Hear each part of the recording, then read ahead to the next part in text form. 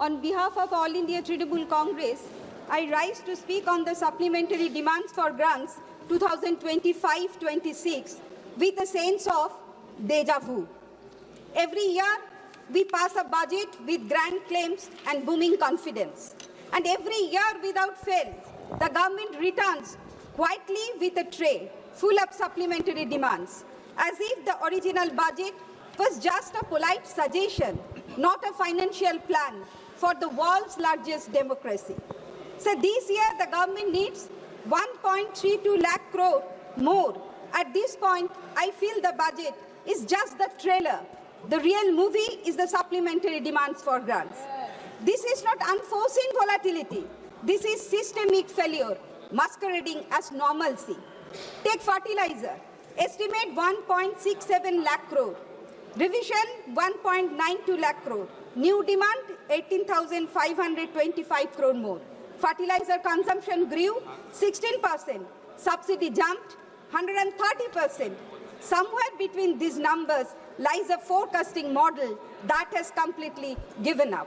Sir, farmers plan their cropping cycles better than the government plans its subsidies. And that extra 18,525 crore could have directly supported nearly 10 crore farmers. But instead, we are told to pay for a system that leaks more than it delivers. Sir, LPG and petroleum subsidies, another 9,500 crore. When states ask for resources, they are told to tighten their belts. But when subsidies need topping up, suddenly that belt becomes elastic. Sir, now I want to speak with seriousness about something that cannot be brushed aside. The Election Commission gets 58 crore. It's fine, but we still have no clarity on support for the families of BLOs who died by suicide. In West Bengal alone, 39 people, including 8 BLOs, lost their lives due to unbearable pressure. Sir, these were ordinary citizens who served quietly, honestly. Their families deserve acknowledgement, dignity, and compensation, not silence. Strengthening democracy cannot mean uploading institutions while ignoring the people who carry the weight of those institutions. Sir, on youth, the concerns deepen. Only 4% joined the PM internship scheme. Only 1.4% scheduled caste, scheduled tribe youth are participating. And a full one-third of our young population is not in education, employment, or training. These are young Indians ready to work, ready to learn, ready to contribute. Yet they are left standing outside the gates of opportunity. The gap is not in talent, the gap is in implementation. The government promised a fiscal deficit of 4.5% of GDP when it presented the budget, but the commitment was always hollow. These repeated supplementary demands makes a mockery of fiscal target, which are quietly altered mid-year without public scrutiny. Where is the fiscal discipline? Where is the credibility? So now, aviation sector, another crisis waiting patiently for attention. One operator cancelled more than 5,000 flights. DGCA has 50% vacancies, AI 37%, BCAS 38%. With so many vacancies, aviation is not flying, it is floating. And yet, in this entire supplementary demands, 0 rupees for civil aviation. Kolkata, despite being one of India's cultural and economic hubs, still has no direct flight to the United States or Europe. Other metros enjoy 456 flights a week. Kolkata gets none. Even tourists can see the bias while planning their itinerary. Why can't the union government? All of this ties directly into the collapse of cooperative federalism. States like Punjab, Haryana, Uttar Pradesh, West Bengal rely on stable subsidy flows. But the centre's unpredictable spending patterns throw state planning into chaos. States are expected to act as shock absorbers for decisions they did not make. This is not cooperative federalism, sir. This is federalism where the center drives the car and the states are told to pay for the fuel. Sir, and now Manipur. Suddenly an additional rupees 2,198 crores appears in the supplementary demands for Manipur's development. And a truly welcome development for Manipur, sir. Every part of India deserves growth, dignity and peace. But sir, what timing? When Manipur was burning for months, the government couldn't find urgency. But now that elections are coming, now funds have magically appeared. When the state was pleading for help, we were told, quote, we are looking into it, unquote. Now suddenly the purse opens wide. Sir, I appreciate the government efficiency. If only this speed had been shown when people were running for their lives, not when people are running for votes. The message seems to be, in a crisis, wait. In an election, celebrate. That is not governance. That is selective attention, sir. Women's safety presents another distressing picture. The women's helpline budget was cut by 85%. Cybercrime protection for women and children received 0 last year and 0 again this year. Such slogans do not protect women, budgets do. Right now, the budget for women's safety is practically on a fast.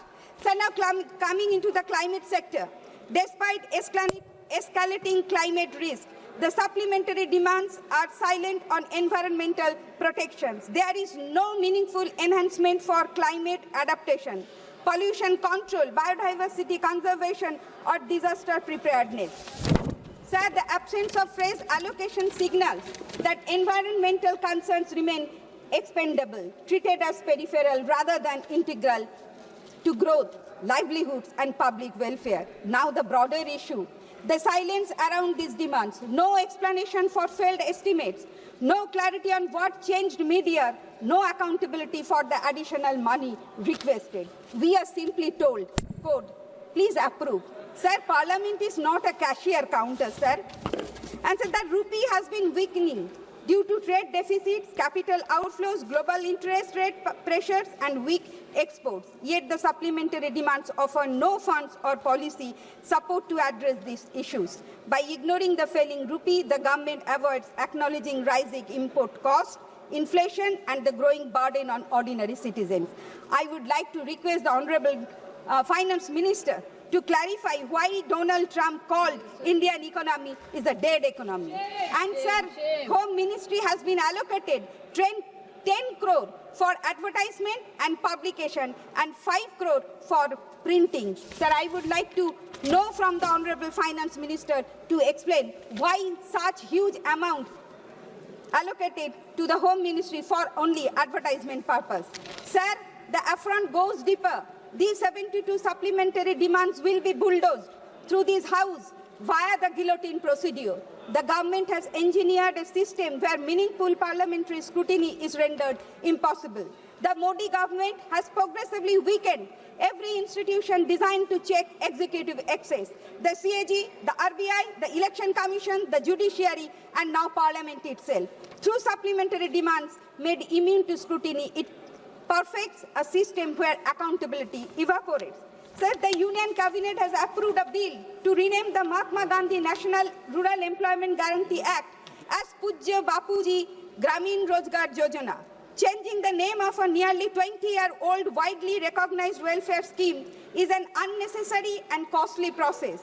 Rebranding and all related materials from office signature to official documentation and job cuts would be a significant expense of public resources. Our people are the living souls, sir, not the mere lifeless soil. If we truly honor our beloved countrymen, then our Bapuji will be worshipped literally. Sir, West Bengal is being deprived of getting MJNREGA fund.